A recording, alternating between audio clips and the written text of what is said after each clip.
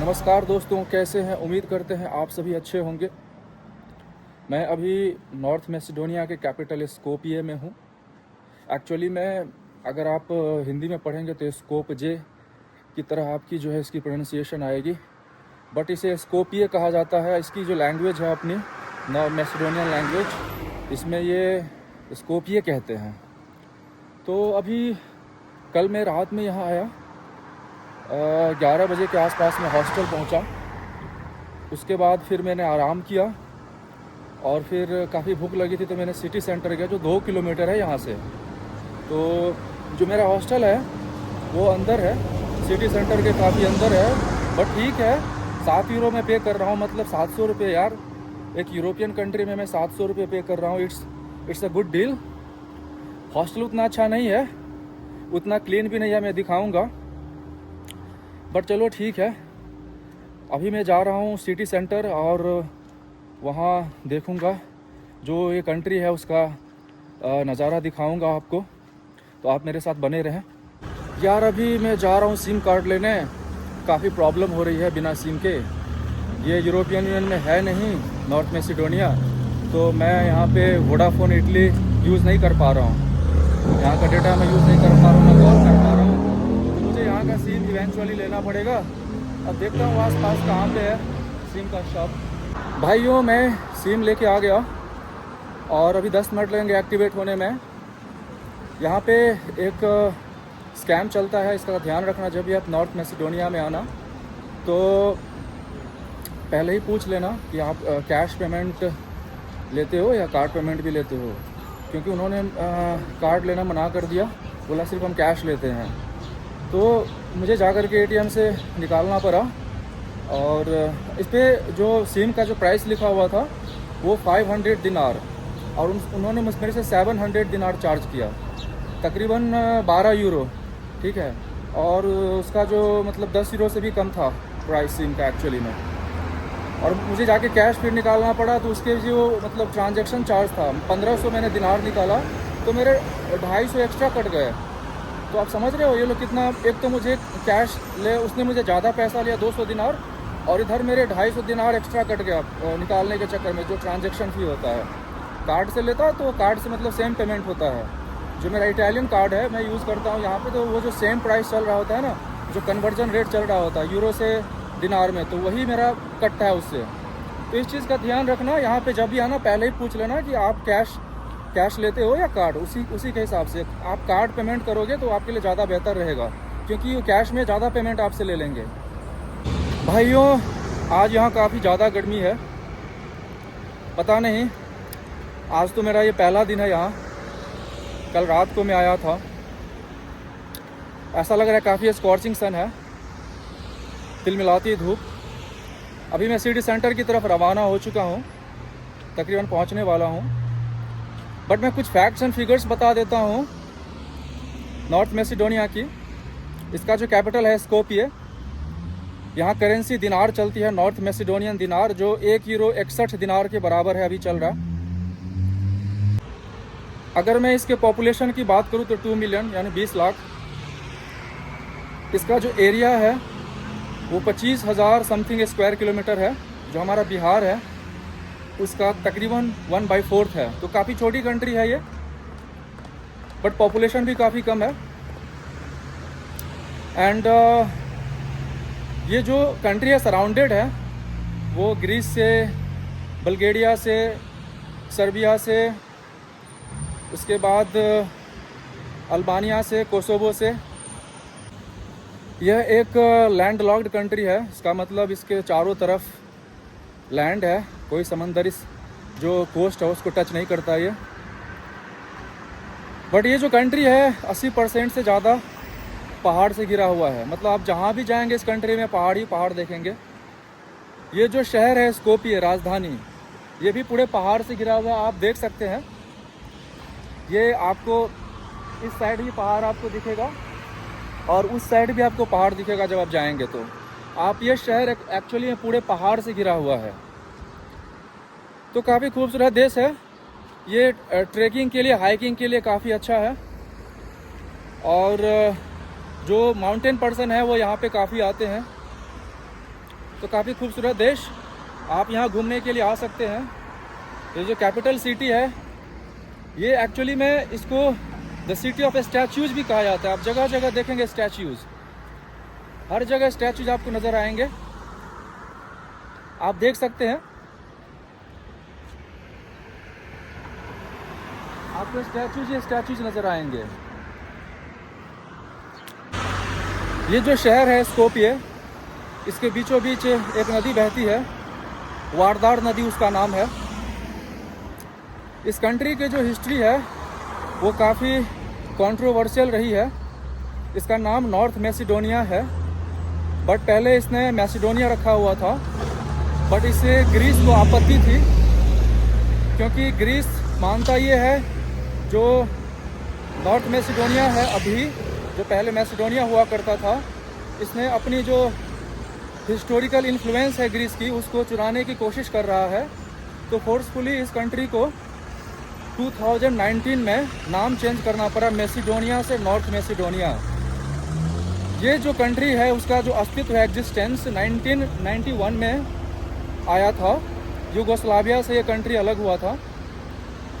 उसके बाद इसने अपने आप को मैसिडोनिया रखा, बट ग्रीस को हमेशा से आपत्ति रही 1991 के बाद।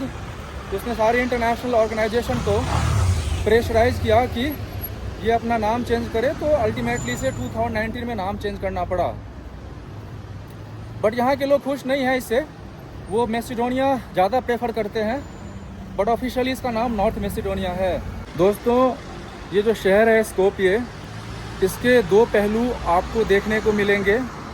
एक और ये शहर काफ़ी एडवांस नज़र आता है, हाई इंफ्रास्ट्रक्चर के साथ। दूसरी ओर ये शहर में आपको ओल्ड टाउन की वाइब्स भी मिलेंगे। इस शहर में आपको जगह जगह स्टैच्यूज़ मिलेंगे। हालांकि ये जो शहर है वो एक बार डेवेस्टेट हो चुका है।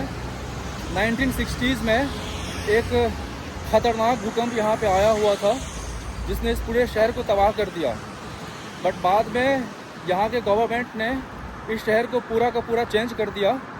तो जो इसका जो इंफ्रास्ट्रक्चर है वो काफ़ी न्यू है, बट कुछ ओल्ड चीज़ें भी हैं जो पहले से एग्जिस्ट कर रही थी, जो तबाह नहीं हुई थी, वो भी आपको देखने को मिलेंगे। तो ये जो शहर है उसमें आपको एक दोनों तरह की ओल्ड एंड न्यू की मिक्सचर देखने को मिलेंगे। दोस्तों, ये जो देश है नॉर्थ मैसिडोनिया, एक मल्टी कल्चरल देश है, मल्टी रिलीजियस देश है। यहाँ पे आपको बहुत सारे रिलीजन्स के लोग देखने को मिलेंगे। यहाँ पे जो सबसे बड़ी आबादी है वो ईसाई धर्म को मानने वालों की है। 60% लोग यहाँ के ईसाई धर्म को मानते हैं और 30% लोग यहाँ के इस्लाम धर्म को मानते हैं। बाकी के जो 10% हैं वो अन्य धर्मों के लोग हैं। अगर कल्चर की बात करें तो बहुत सारे कल्चर्स की मिक्सचर आपको देखने को मिलेंगे यहाँ पे, जैसे Albanian, Mediterranean, Turkish, Slavic, Macedonian, सारे जो कल्चर्स हैं उसका मिक्सचर आपको इस देश में देखने को मिलेगा। तो ये देश उन लोगों के लिए है जो मल्टी कल्चरल इन्वायरमेंट में रहना पसंद करते हैं। काफ़ी अच्छा इन्वायरमेंट है। यहाँ पे आए हुए मुझे तकरीबन 20 घंटे हो चुके हैं और मुझे बहुत ही अच्छा लग रहा है। अभी मैं आपको इस देश के बारे में वो चीज़ बताने जा रहा हूँ जिससे इस देश का इतिहास जुड़ा हुआ है, तो मेरे साथ बने रहें। दोस्तों, आप मेरे बैकग्राउंड में एक स्टैचू देख रहे होंगे। ये जो स्टैचू है अलेक्जेंडर द ग्रेट की है, जिसे हम सिकंदर भी कहते हैं। सिकंदर का या अलेक्जेंडर द ग्रेट का जो इतिहास है इस देश से जुड़ा हुआ है, क्योंकि प्राचीन समय में सिकंदर का जन्म जो हुआ था पेला नामक शहर में, हालांकि वो ग्रीस के अंदर है अभी, लेकिन उसका जो किंगडम था मैसिडोनिया, एंशिएंट मैसिडोनिया, उसके तहत ये देश भी आता है। उस टाइम में ये देश एंशिएंट मैसिडोनिया का रीजन हुआ करता था। इसीलिए यह देश जब 1991 में यूगोस्लाविया से अलग होकर के एक अलग देश बना, तो इसने अपने आप को मैसिडोनिया नाम रखा। लेकिन ग्रीस को इससे आपत्ति हुई, क्योंकि ग्रीस ये मानता है कि जो सिकंदर है, अलेक्जेंडर द ग्रेट है, वो ग्रीस का विरासत है, तो उसे मैसिडोनिया को इन्फ्लुएंस में नहीं लाना चाहिए अपना नाम रख करके। तो बाद में प्रेशराइज करके उसे फिर नॉर्थ मैसिडोनिया, जैसा मैंने पहले बताया, 2019 में रखा गया। तो यह देश जो है अपने आप को सिकंदर को लेकर के जोड़ता है, काफ़ी प्राउड फील करता है, क्योंकि जैसा पहले मैंने बताया, यह देश रीजन हुआ करता था, एक क्षेत्र हुआ करता था एंशिएंट मैसिडोनिया का। यह देश ना केवल अलेक्जेंडर से जुड़ा हुआ है, बल्कि मदर टेरेसा का भी जन्मस्थल है। ये जो शहर है स्कोपिये, राजधानी, यहीं पे मदर टेरेसा का जन्म हुआ था। उसके बाद वो अल्बानिया गई थी, कुछ टाइम रही थी। उसके बाद वो इंडिया में लंबे टाइम तक रही और वहीं उनको नोबेल प्राइज़ मिला। तो यह देश ऐतिहासिक रूप से काफ़ी प्रसिद्ध देश है। मैं आप लोगों को परामर्श करूंगा, रेकमेंड करूंगा कि ज़िंदगी में कभी एक बार मौका मिले तो इस देश को ज़रूर देखने के लिए आइएगा, क्योंकि यहाँ पे आपको वो सारी चीज़ देखने को मिलेंगी जो आप देखना चाहते हैं। आपको थैंक यू। आपको यहाँ पे मल्टी कल्चर इन्वायरमेंट मिलेगा, मल्टी रिलीजियस इन्वायरमेंट और एंशिएंट चीज़ें देखने को मिलेंगी। ये जो शहर है, जिसे स्टैचू, सिटी ऑफ स्टैचू भी कहा जाता है, हर जगह आपको स्टैचू देखने को मिलेंगे। तो काफ़ी खूबसूरत नज़ारा, काफ़ी खूबसूरत देश, आप एक बार ज़िंदगी में ज़रूर घूमने के लिए आइएगा। अभी मैं जो आपको दिखाने जा रहा हूँ जो चीज़, वो हमारे दिल्ली में इंडिया गेट की तरह है हूबहू। इसे ये लोग पुर्ता मैसिडोनिया भी कहते हैं। यह आप देख सकते हैं मेरे पीछे में, ये बिल्कुल इंडिया गेट की तरह है। जो उस साइड जो सिकंदर की स्टैचू है, मैं आपको दिखाता हूँ, उसके अपोजिट में है, 100 मीटर के दायरे में है ये। और इसका जो इतिहास है, एक्चुअली में इसे ये लोग विक्ट्री आर्क भी कहते हैं। जब ये देश 1991 में यूगोस्लाविया से अलग हुआ था, तो उसकी याद में और भी इनके जो ऐतिहासिक घटनाएं हैं, उसकी याद में इसको बनाया गया था। 2011-12 में इसको बना करके तैयार किया गया था। इस पे जो नक्काशियाँ की गई हैं, जो आप देख रहे होंगे वाइट पत्थर पे, वो एक्चुअली में जो नॉर्थ मैसिडोनिया का जो इतिहास है, उसको ये रिप्रेजेंट करता है। हालांकि ये जो भाषा है, जो नॉर्थ मैसिडोनिया, वो मैं पढ़ नहीं सकता, तो बट इसमें जो चीज़ें जो दर्शाई गई हैं, वो इनकी ऐतिहासिक चीज़ों के बारे में बताई गई हैं। तो आप देख सकते हैं दोस्तों, अभी ऐसा लग रहा है कि यहाँ जो पर्यटक हैं वो काफ़ी मात्रा में आ रहे हैं। आप मेरे बैकग्राउंड में देख रहे होंगे। तो अभी कुछ टाइम में मैंने देखा कि ज़्यादा मात्रा में लोग आ रहे हैं। सीज़न भी बहुत अच्छा है। यहाँ जो समर है वो पीक पे है अभी। आज जो टेम्परेचर है वो काफ़ी हाई है। तो गर्मियों में जो यूरोप में है, टूरिज़्म बढ़ जाता है। लोग एक देश से दूसरे देश में जाके ट्रैवल करते हैं। इन्हें ट्रैवलिंग करना पसंद है। और मुझे जहाँ तक लगता है कि ट्रैवल करने से हमारी जो नॉलेज है वो बढ़ती है, हमारी जो ब्रॉड माइंडेडनेस है वो इंक्रीज़ होती है। दोस्तों, अभी मैं आपको वो नदी दिखा रहा हूँ, जो इनका नदी वारदार नदी है, जो शहर के बीच में बहती है। वो बस ये जो सिकंदर का स्टैचू है उसके 100 मीटर जस्ट उस साइड में है। तो तकरीबन 150 मीटर मान के चलो आप, तो वो मैं दिखाता हूँ। तो दोस्तों, अभी मैं आपको वो नदी दिखाता हूँ जो सिटी सेंटर के बिल्कुल आसपास बहती है, एकदम बीचों बीच। ये सिटी सेंटर का नॉर्थ एरिया है, जहाँ पे मैंने आपको सिकंदर का स्टैचू दिखाया था। ये नदी आप देख सकते हैं, इसे वारदार नदी कहते हैं। और ये ब्रिजेस आप देख सकते हैं, 2 ब्रिज, एक वो और ये वाला एक ब्रिज देख सकते हैं मेरे लेफ्ट साइड में। लेकिन ये जो ब्रिज है वो ऐतिहासिक ब्रिज है। ये 15वीं सेंचुरी की ब्रिज है, जिसे ऑटोमन एम्पायर ने बनाया था। इसे स्टोन ब्रिज कहते हैं। एक्चुअली में ये जो ब्रिज है नॉर्थ एंड साउथ साइड को कनेक्ट करती है। एंड ये पूरी की पूरी जो ब्रिज बनी हुई है वो स्टोन से बनी हुई है, इसलिए हम इसे स्टोन ब्रिज कहते हैं। उस साइड आपको ओल्ड बाज़ार मिलेगा, साउथ साइड में, यू कैन सी इट। और वहाँ पे आपको बहुत सारी जो चीज़ें हैं, जो ओल्ड चीज़ें हैं, आपको देखने को मिलेंगे। मैं आपको कल दिखाऊंगा। आज यहाँ शाम का वक्त हो चुका है, तकरीबन 7 बज रहा है यहाँ शाम के।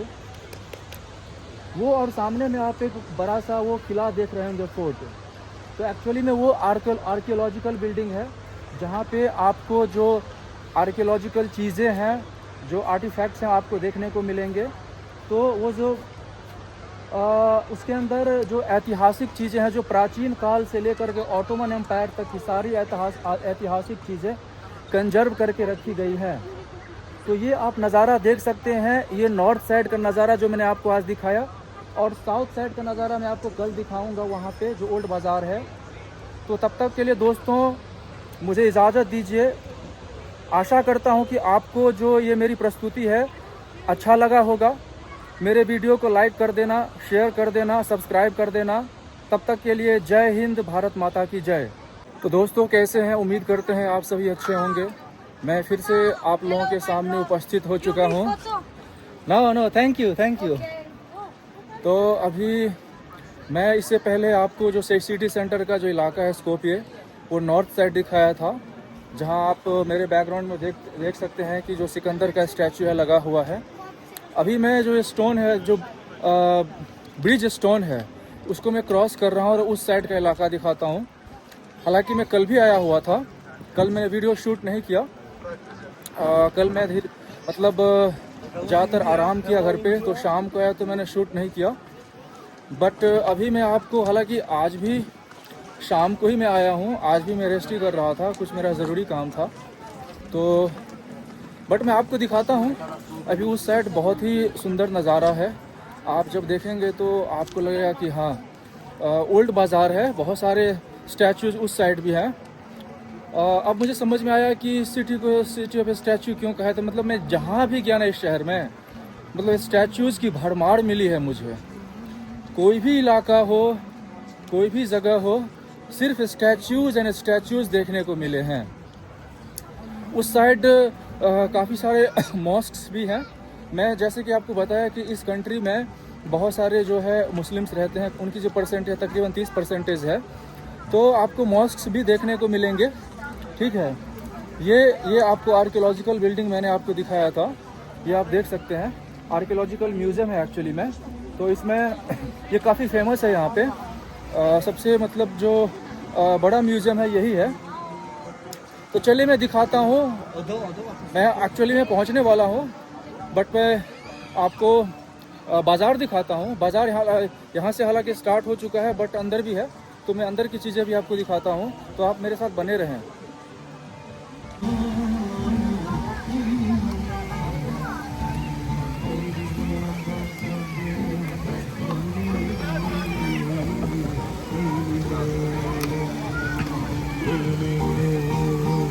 देखिए मैं इस छोर आ चुका हूँ, जो ओल्ड बाज़ार है, जिस साइड स्टोन ब्रिज को क्रॉस करके आप देख सकते हैं। यहाँ पे भी आपको सिर्फ स्टैचूज दिखने को मिलेंगे, हर तरफ स्टैचूज। काफ़ी अच्छा माहौल है यहाँ। इस साइड आने के बाद ना मुझे कल आया था, और आज भी ऐसा मतलब मुझे लगता है कि थोड़ा सा मैं एशियन कोई शहर है, यूरोपियन और एशियन दोनों का मिक्सचर आपको देखने को मिलेगा। लोग जैसे हमारे एशिया में सड़क के किनारे अपना सामान बेच रहे होते हैं, खाने पीने वाली चीज़, तो आपको यहाँ भी देखने को मिलेगा, ठीक है। तो ये जो शहर है नॉर्थ मैसेडोनिया के कैपिटल स्कोपिये, इसमें आपको दोनों चीज़ की मिक्सचर्स मिलेंगे, ठीक है। आप देख सकते हैं यहाँ पे भुट्टे भी मिलते हैं। तो it's amazing. Hello, how are you? Thank you. तो आप देख सकते हैं यहाँ पे अमेजिंग क्या नज़ारा है यार। ये आप देखिए, ये जो स्टैचू है, ये मुझे लग रहा है जो सबसे ऊपर में है शायद फिलिप का है, जो सिकंदर के पिता थे, उनका स्टैचू मुझे लग रहा है।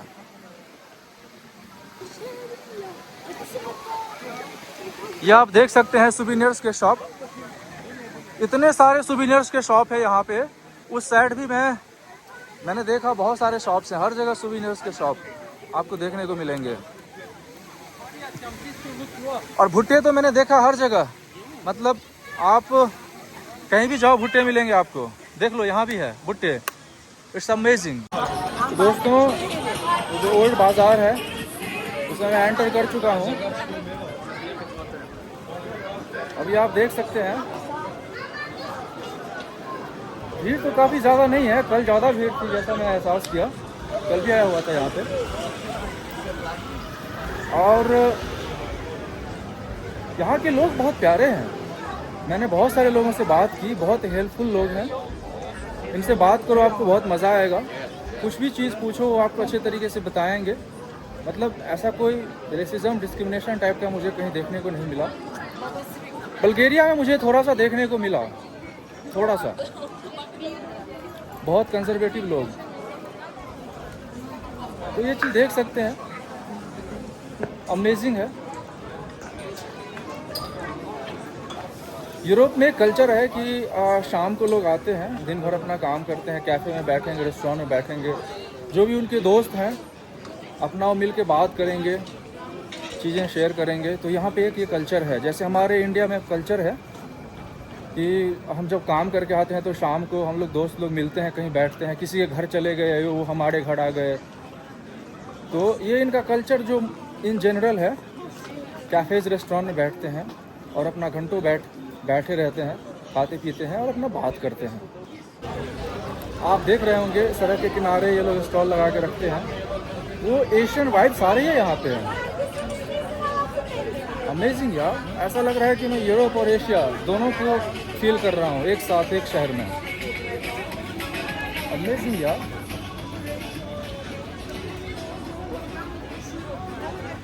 ये आप मॉस्क देख सकते हैं, ये काफ़ी फेमस मॉस्क है यहाँ का।